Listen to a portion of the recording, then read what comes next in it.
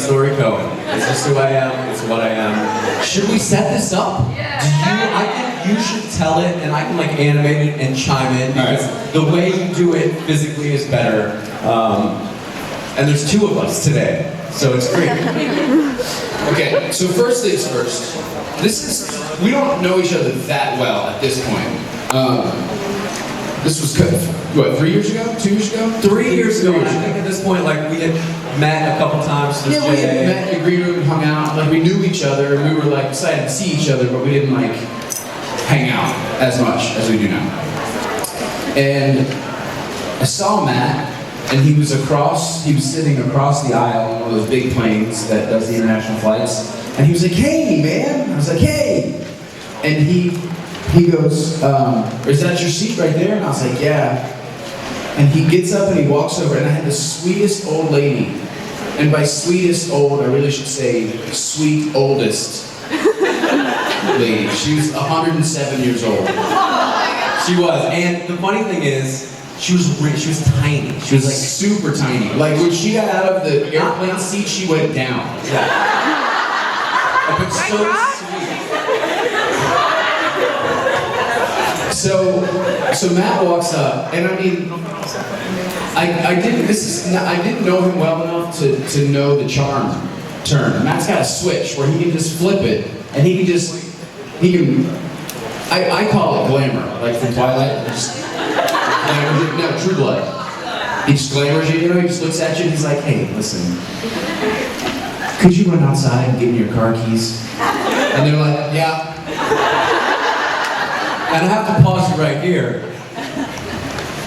When your fear of flying is so large, and 3 years I didn't know if you wanted to go there, so I wasn't gonna. Is so large, you have mechanisms in your body that just will overcompensate to overcome that fear. Mine at the moment happened to be charm, because I was sitting across the plane by myself, traveling alone. I saw a familiar face, and and so he walks over, and this old lady, beautiful, sweet old woman, and Matt leans over and says, "Hi. My buddy's sitting next to you, and I have a seat on the side of the plane. Would you mind terribly if we switch seats?" And she was like, "Yeah." And so she stands down.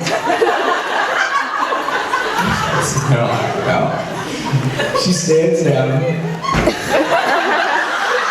And she just points. She just points as if by her pointing, everyone on the plane knows, like, she's like, I can't get that to her bag that's up in the... For the record, I gotta say one thing, something just came to me. I mean, in no way was she, a little person. She was just a petite old woman. I feel like, good point. I'm making fun of people, and that's not what I'm doing. Yeah. She couldn't reach her bag. Yeah. So anyway, she gets up, and Matt gets her bag, and he takes all her stuff out of the bin and takes her whatever under, and he takes everything over to her seat and puts it up. And he's like, "Are you okay? Do you need anything else?" And gets her. It's okay. I tried to buy her a bottle of wine too. He did. She didn't want it. So then he comes back over, and we sit down, and Matt proceeds to say, "I'm deathly afraid of flying." That was the first thing he said when he sat down. And I didn't realize that when he came across. And so we sit down. Hey, so about to take off. Man, I fucking hate flying, man. Like, are you good with this? Like, you seem so calm right now. And he proceeds to say stuff like that, like, "You just seem calm, like, you just seem..." And I love flying. Like, it's one of my favorite parts of the trip. I like get on a plane, put my headphones on, relaxing. And he proceeds to ask me so many times if I'm okay with it that I start to get nervous. And you guys, from my story yesterday, know exactly what I was doing while he was becoming nervous, because I was going...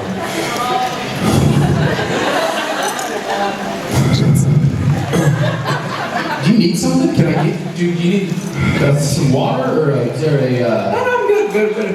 Is that supposed to be like that? Is there always a wing with a... Is that... There's a rivet. That rivet looks loose. So fast forward to the part of the story where we get in the air and Matt says, hey, I don't know if you're gonna sleep on this flight or not, but I got some stuff, helps me sleep on flights because I'm so afraid of flying. Here, just have one of these. And I was like, I like to sleep. Probably makes sense to sleep, you know. Keep in mind, we just are getting to know each other. And I also don't want to offend him by saying like, no, I don't trust you. You feel obligated. Stranger danger, you know? You feel obligated. It's like as if somebody buys you a drink and you just, man, you're kind of like, oh, I'm not really in the mood to drink, but yeah, you know, I respect you. And so he was like, sure, I'll take this pill that doesn't have any writing on it and I have no idea what it is. Yeah. I've made better decisions in my life. So, cut to maybe, I don't know, 15 minutes later, they bring the food, they put the food down, and I reach for my wine glass, and the reach takes a minute. Like, I'd reach for the wine, and I'm like,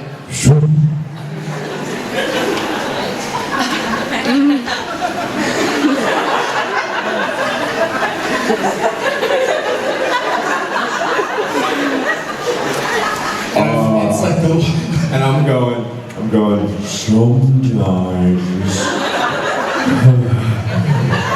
sometimes when you take the pill, it makes you feel slow.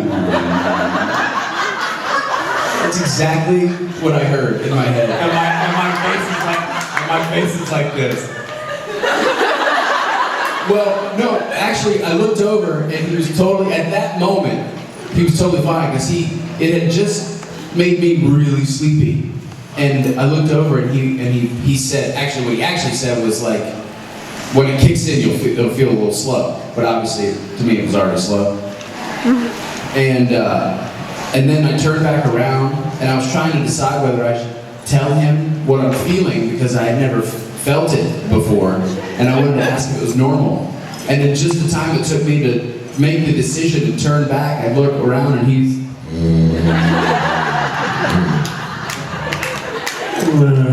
So, I also fall asleep. And I wake up in the middle of the flight, I don't know, probably 5 hours later. You know how the things on the flight, they have little direct air, personal thing where you turn it on and it just somehow blows directly on you and nothing else. That thing was on full blast, and I had fallen asleep like this.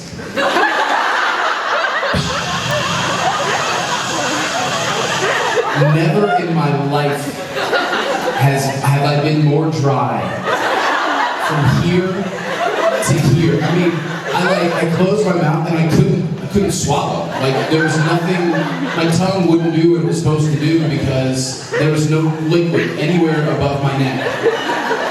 And I'm still groggy and he's out and I have to like climb over him in his sleep and I'm sure I'm like, you know, hands on his face and trying to get over. And I stumble to the front because everyone's asleep in pretty much the whole plane. And I get a liter water thing out of my bag that I just bought at the airport, and I stood in the aisle and chugged an entire liter of water, and then just like dropped it in the middle of the aisle, and stumbled back to my seat, climbed over him again, and passed out again. The part of the story that he forgot to tell you was what the walk, I'm sure, looked like. Now, I didn't know, most people were sleeping, but if somebody was awake and saw him walking, I probably saw it. it would have looked like this.